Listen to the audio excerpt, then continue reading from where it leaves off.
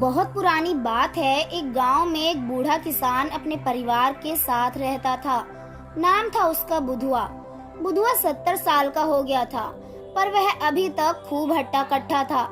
शरीर के हिसाब से ही उसकी बुद्धि भी मोटी थी। यूं तो उसके बेटे जवान हो गए थे, लेकिन घर में उसकी मर्जी के बिना पत्ता भी नहीं हिलता था। उसके बेटे और बहुओं को ये बात बहुत बुरी लगती थी। वे सब चाहते थे कि घर में उन्हीं का राज हो जाए। बुधुआ के बेटे और बहुएं बात बात पे उससे झगड़ते रहते थे। एक दिन बड़ी बहू अपने पति से बोली, तुम्हारे पिता की गुलामी हमें कब तक करनी पड़ेगी? ये खूसट बुढ़ा तो हिलने का नाम ही नहीं लेता। लगता है अमर फल खाकर आया है धरती पर। बुधुआ ने ये बात सुनी। बात तो उसे बहुत बुरी लगी, पर उसने बहू या बेटे से कुछ नहीं कहा। अब बुधुआ मन ही मन सोचने लगा, बूढ़ा तो मैं हो ही गया हूँ, थोड़ी जिंदगी ही बाकी है। बच्चों से बेकार में क्यों झगड़ा करूँ? कितना अच्छा होता काश आदमी को पता चल जाया करता कि उसे अभी कितनी उम्र और जीना है। पंडित जी तो बड़े ज्ञानी हैं, क्यों ना उनसे ही पूछ लूं कि मेरी कितनी उम्र बाकी है। ये सोचता हुआ वह तुरंत पंडित जी के पास पहुंचा। उसने पंडित जी को प्रणाम करके उन्हें अपने आने का कारण बताया, पर पंडित जी उसे देर तक ध्यान से देखते रहे। फिर बोले, बुधुआ, तुम्हें क्या परेशानी है? जो थोड़ी बहुत उम्र बाकी है उसे यूं ही अनजान रहकर मजे से गुजार लो। बाकी उम्र का पता चलने पर तुम जीते जी डर के मारे घुट घुट के मर जाओगे। लेकिन बुधुआ अपनी जिद पर अड़ा रहा, तो पंडित जी ने पत्रा संभाला। देर तक हिसाब किताब लगाकर बोले, 3 बार छींकने के बाद तुम मर जाओगे, समझे? बुधुआ ने घबराकर पूछा, 3 बार छींकने के बाद?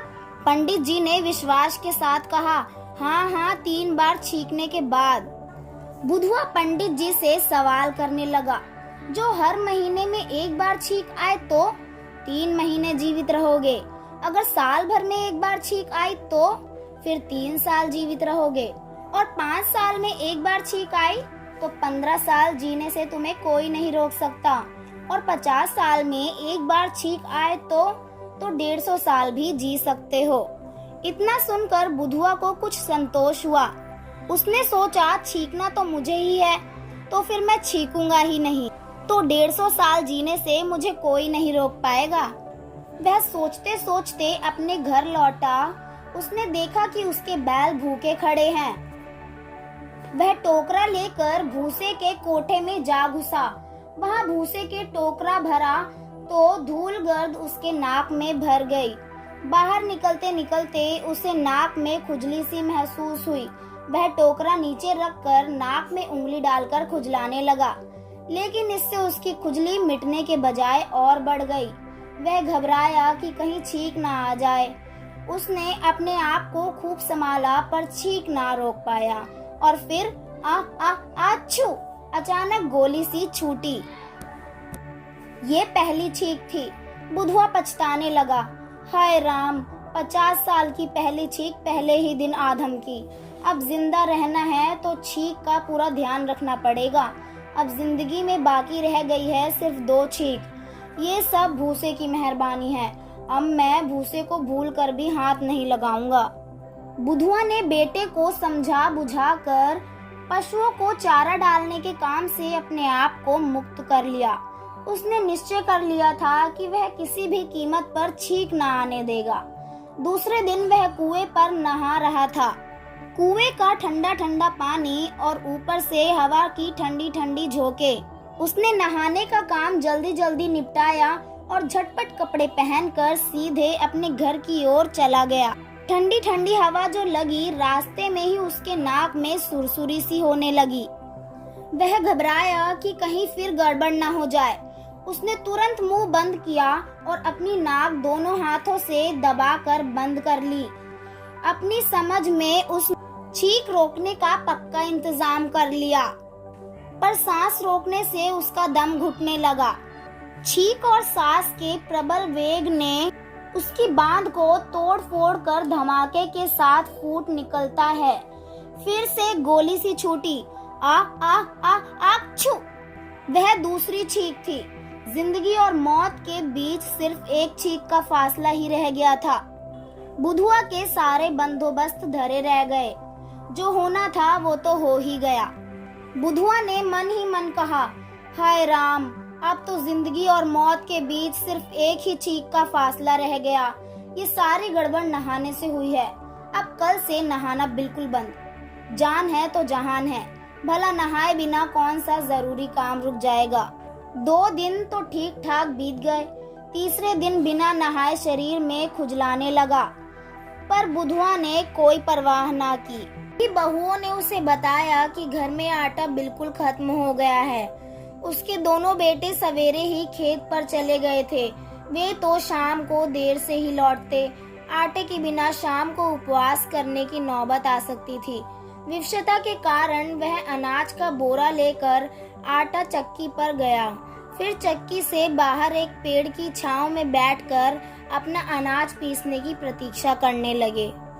बैठे बैठे अचानक उसके मन में आया, कहीं ऐसा ना हो कि चक्की का मालिक उसके आटे में घटिया आटे की मिलावट कर दे।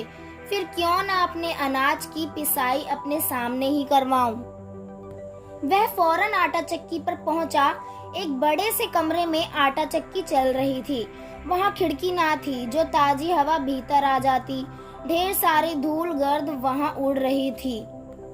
यूं तो वहां सांस लेना दुश्वार था, पर आटे में मिलावट ना हो जाए इसीलिए वह वहीं डटा रहा। हर बार सांस लेने में ढेर सारी गर्द उसके नाक में भरती रही, पर ईश्वर की कृपा से कोई गड़बड़ ना हुई। आटे का बोरा लेकर वह चक्की से बाहर निकला ही था कि बिना कोई सूचना दिए अचानक नाक ने आ आ आ आच्छी का गोला दाग दिया। यह तीसरी और आखिरी छींक थी। तीसरी छींक माने मौत की घड़ी। हाय, मैं मर गया कहकर बुधुआ खड़ा खड़ा धड़ाम से नीचे गिर गया। उसके कंधे पर लदा आटे का बोरा भी नीचे गिर गया। सामने से भागते हुए 2 कुत्ते आए और दोनों ने उसे घूम फिरकर सूंघा और बारी बारी से एक टांग उठाकर कुछ सूंघने लगे। वे कुछ शैतानी करना चाहते थे कि बुधुआ गुस्से से दांत चबाते हुए चीखा, शैतान के बच्चे, मैं मर गया हूँ तो तुम्हारी इतनी हिम्मत।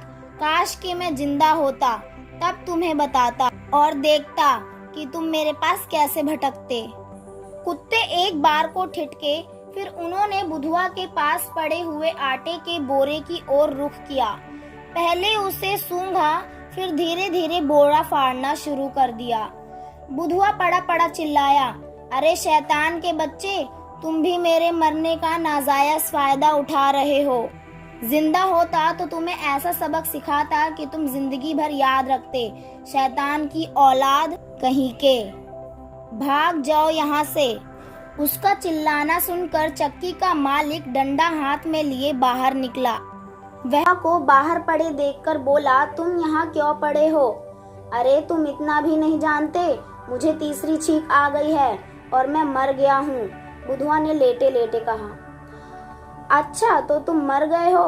हाँ हाँ, मैं मर गया हूँ। मैं तुम्हारी क्या सहायता कर सकता हूँ? बुधुआ बोला, भैया तुम तो देखते नहीं, ये शैतान कुत्ता मेरा आटे का बोरा फाड़ रहा है। मैं जिंदा होता तो इन्हें अपने आप भगा देता, मर गया हूँ तो क्या कर सकता हूँ। तुम मेहरबानी करके इन्हें यहाँ से भगा दो। ठीक है, भगा देता हूँ। ये कहकर चक्की के मालिक ने डंडे मार मार कर उन कुत्ते को भगा दिया। फिर बुधुआ से बोला, लो तुमने तो नहीं कहा, पर बिना कहे ही तुम्हारी थोड़ी सी मदद और कर देता हूँ। यह कहकर उस चक्की वाले ने तड़ाक तड़ाक करके 5-6 बार जोरदार डंडे बुधुआ के पीठ पर भी जमा दिए। डंडे लगते ही बुधुआ बिजली की सी फुर्ती से उछलकर खड़ा हो गया और चक्की वाले से बोला, शुक्रिया, तुम्हारा बहुत बहुत शुक्रिया, तुमने मुझे फिर से जिंदा कर दिया। भैया तुम मुझ पर इतनी मेहरबानी ना करते तो मैं अब तक मरा ही पड़ा रहता। तब बुधुआ आटे का बोरा कंधे पर लाद कर खुशी खुशी से अपने घर आया। वह अब तक जिंदा है और सबसे यही कहता है, वह तीसरी छींक के बाद मर गया था। चक्की वाले ने उसे फिर से जिंदा कर दिया है। तब से उसे सैकड़ों छींकें भी आ चुकी हैं, पर वह अभी तक खूब भला चंगा है, वह अभी तक नहीं मरा है। अगर आपको ये कहानी पसंद आई हो तो हमारे YouTube चैनल को सब्सक्राइब करें और मिलते हैं नेक्स्ट वीडियो में।